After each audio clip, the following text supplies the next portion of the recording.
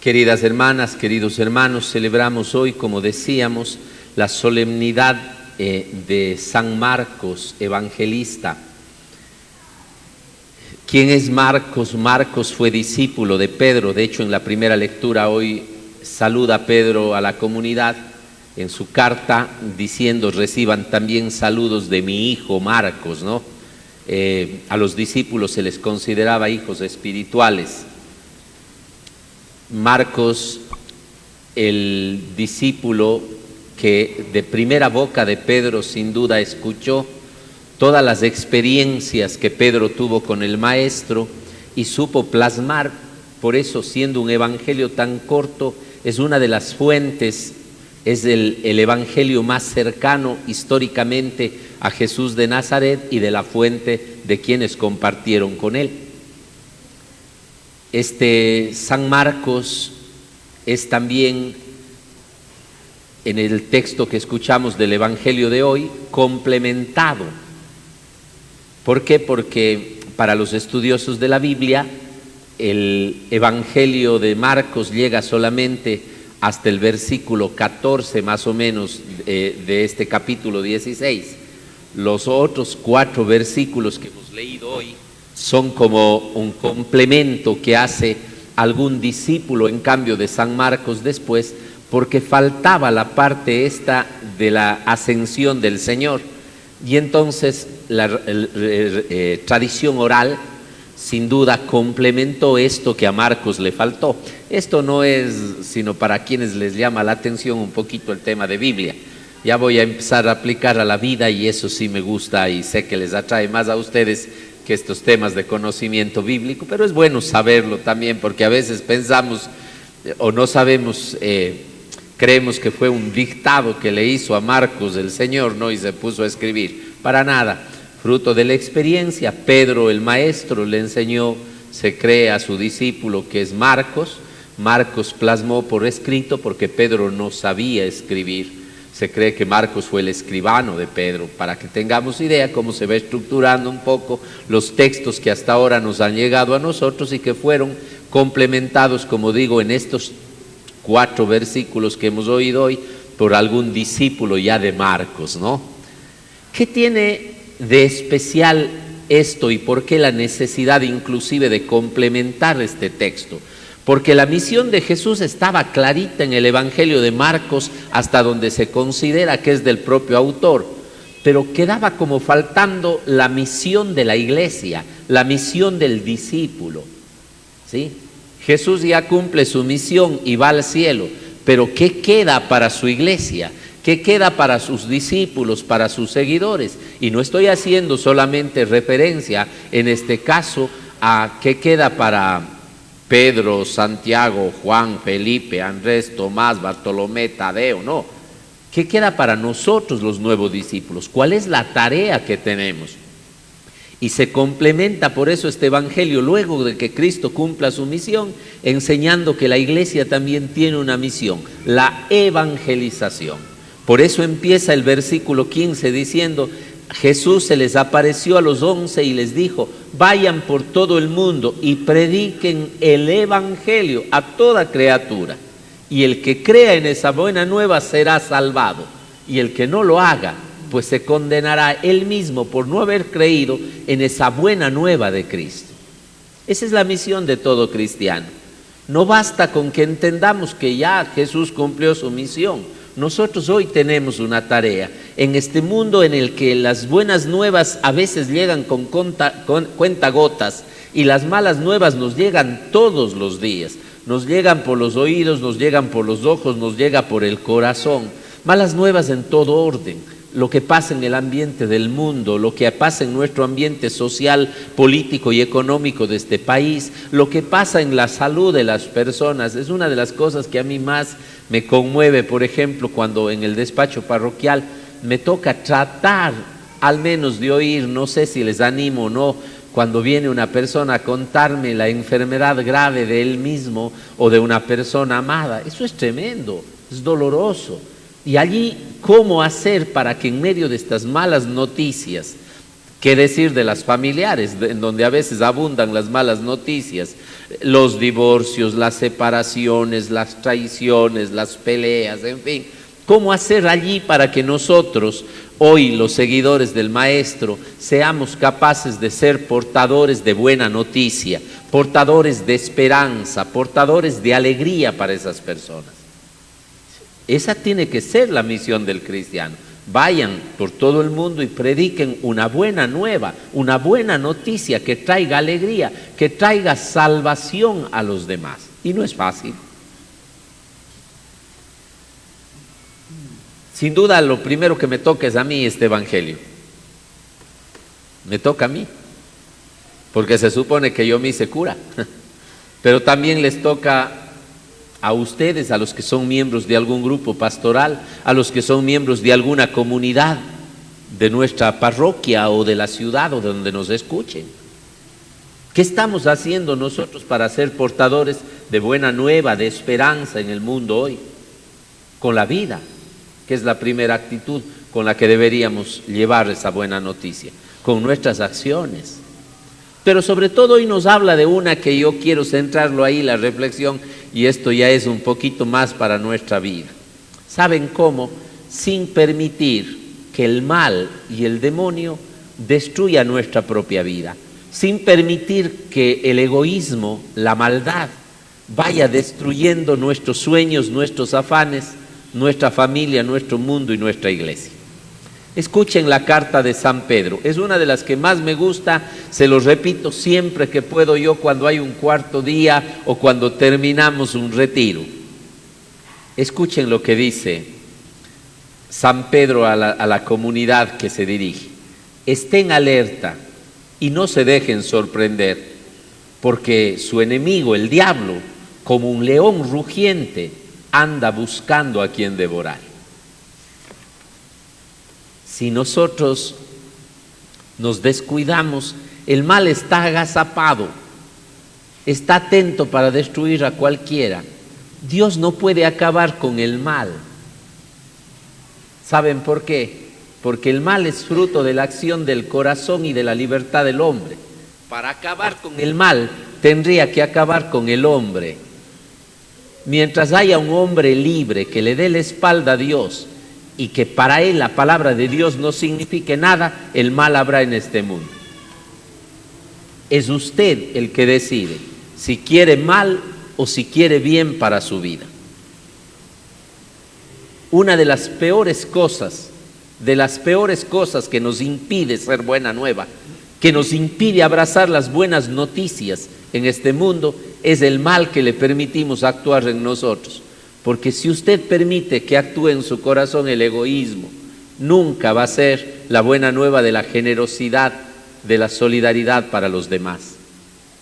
Si usted permite que en su corazón reine el resentimiento, el enojo, nunca va a haber la buena noticia de un te perdono que sea capaz de dar a alguien de los propios de su casa. ¿Se dan cuenta? Por eso me parece lindísima esta expresión de San Pedro. Estén alerta, no se dejen sorprender, porque su enemigo, el diablo, como un león rugiente, anda buscando a quien devorar. Y no se refiere a que nos devoren físicamente, a que nos devoren anímica, mentalmente. Y por eso hay tanta gente por allí. Conversaba con una persona en estos días, fruto de su vida, lo decía con una sinceridad: me alejé tanto de Dios y he terminado muy mal. Ahí no hay vuelta que dar.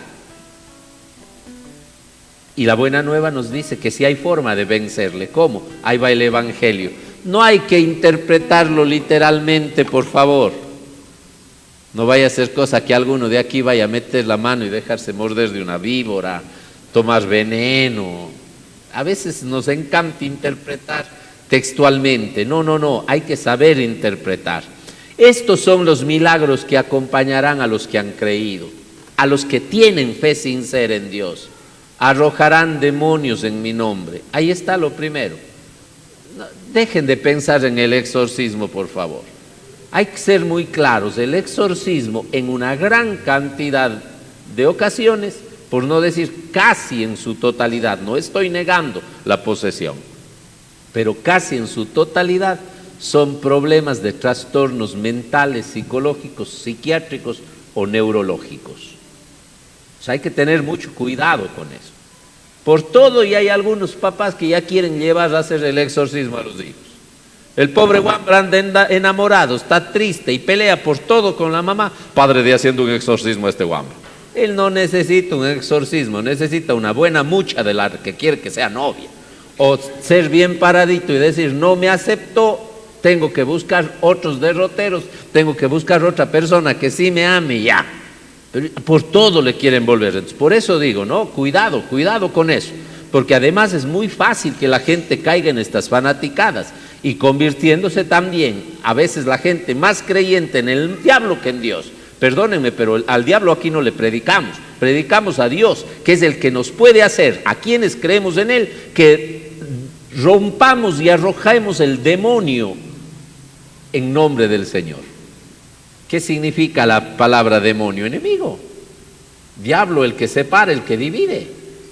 Eso son lo que significa en la etimología. Lo que nos separa de Dios, lo que nos separa de nuestros hermanos, lo que se transforma en enemigo del proyecto de Dios en nuestra vida. Y eso hay mucho demonio que sacar de nuestra propia vida.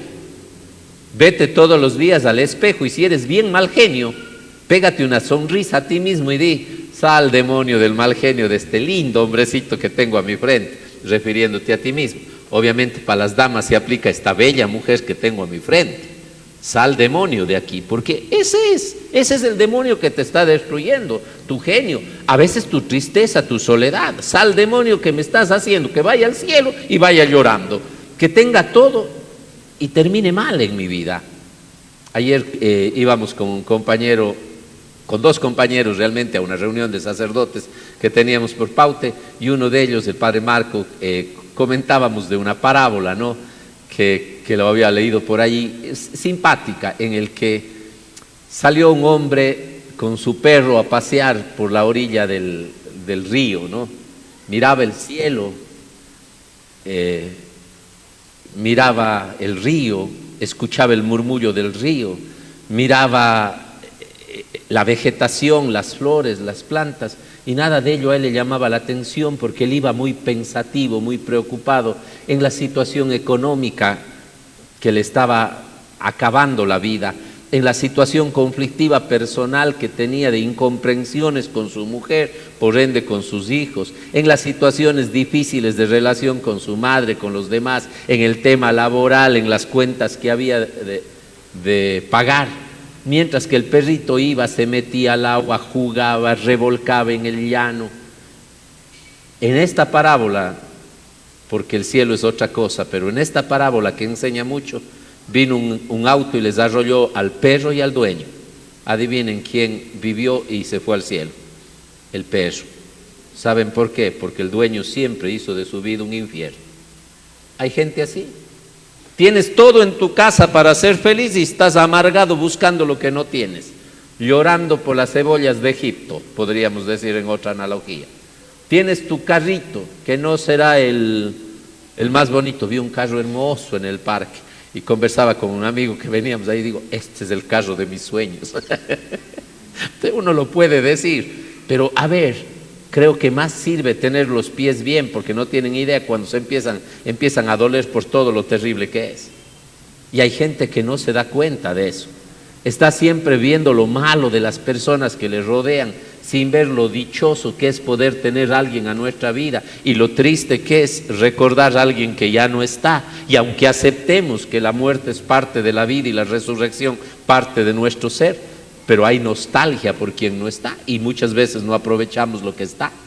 Se dan cuenta, tenemos un trabajo, una comida, una ropa que nos abrir. Oigan, una fe, la fe es importante también para sostenernos. Y sin embargo nos estamos quejando, mientras que un animal parece que fuera solo instinto, pero disfruta del correr, del comer, del jugar, del reír o de tu caricia. Entonces, esta parábola tonta nos hace pensar en eso. Y sería bueno combatir ese demonio de la inconformidad, de la vanidad, de la envidia que muchas veces tenemos. ¿Quién? Nosotros mismos. Y eso entonces de tomar veneno, de que las serpientes te muerdan y no te mueras, ¿qué significa? No dejar que el mal que hay en este mundo y que siempre va a haber, te lo repito, no te toque a ti. El demonio siempre va a estar, el mal, el pecado, el egoísmo, el orgullo, la vanidad, la tristeza, la soberbia, siempre va a estar al alcance tuyo mientras haya un ser humano a tu lado, o aunque te quedes solo. No te dejes morder por ellos y no te dejes morder creyendo en que Cristo te da una palabra de esperanza, capaz de hablar una lengua nueva en este mundo egoísta, en que solo busque el bien personal, una lengua que busque el bien del otro, una lengua que se entiende que es la lengua del amor. Cuando se habla de entender o hablar lenguas en este texto, no está haciendo referencia a la glosolalia, a que nos volvamos políglotas y dominemos todas las lenguas y todo el mundo nos entienda. Hay gente que no se entiende hablando el mismo idioma, porque es del corazón. ¿Por qué creen que el marido y la mujer pelean tanto? ¿Por qué creen que en nuestro país ya va a empezar de nuevo la guerra y como se vienen elecciones, peor?